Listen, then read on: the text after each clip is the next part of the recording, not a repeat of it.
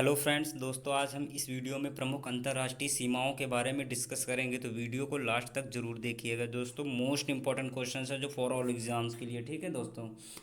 चलिए दोस्तों, यहाँ पर जैसा कि हमने बताया है कि हम लोग ट्रिक में याद करेंगे। किस में याद करें? ट्रिक से याद करेंगे। और ये सारी रेखाएं तुमको बहुत ही आसानी से याद हो जाएंगी। केवल आपको ये ट्रिक याद रखना है।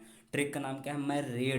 मैं रेड डालूंगा हींग और मैगी के समान। ठीक है, इस ट्रिक को तुम्हें रट लेना है। इसको पहले कम से कम 10 चांस इसको कस के रट लो। और इसको रटने के बाद फिर आगे हम लोग बढ़ते हैं क्वेश्चनों को। तो इसको वीडियो को रोक कर इसको लिख लेना और रट लेना। चलिए अब क्वेश्चनों पे हम लोग आगे बढ़ते हैं। ठीक है, अपना यहाँ पर फर्स्ट क्वेश्चन आता है। पहली आती है मैकमोहन रेखा। तो इसका जो उत्तर है, ये मैकमोहन रेखा किसके बीच में? भारत और चीन के बीच में है। किसके बीच में है? भारत और चीन के बीच में है।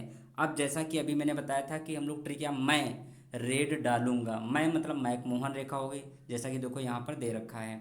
मैं रेड डालूंगा हींग और मैगी के साथ। मैं मतलब मैकमोहन रेखा, रेड मतलब रेड क्लिफ रेखा, और हींग मतलब हिंडनबर्ग रेखा, और मैगी मतलब मैगिनॉट रेखा। ठीक है, ये तुमको 3 पॉइंट याद रखना है। चलिए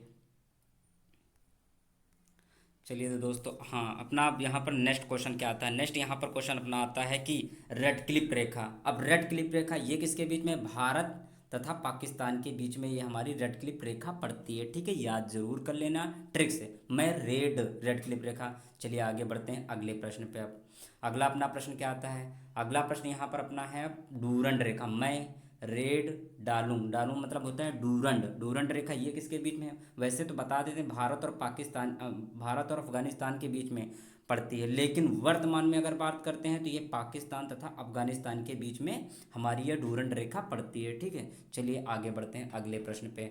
अगला प्रश्न अपना क्या है यहाँ पर? अगला प्रश्न अपना है यहाँ पर हिंडनबर्ग रेखा। मतलब मैं रेड डालूंगा हींग मतलब हिंडनबर्ग रेखा।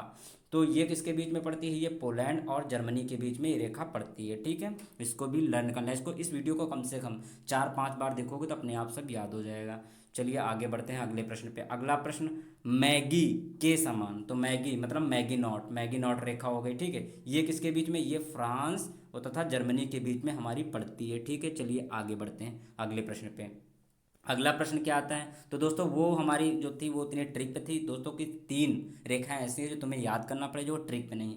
एक 17वीं समानांतर रेखा जो हमारी उत्तरी तथा दक्षिणी वियतनाम के बीच में पड़ती है। 17वीं समानांतर रेखा जो है उत्तरी तथा दक्षिणी वियतनाम के बीच में पड़ती है।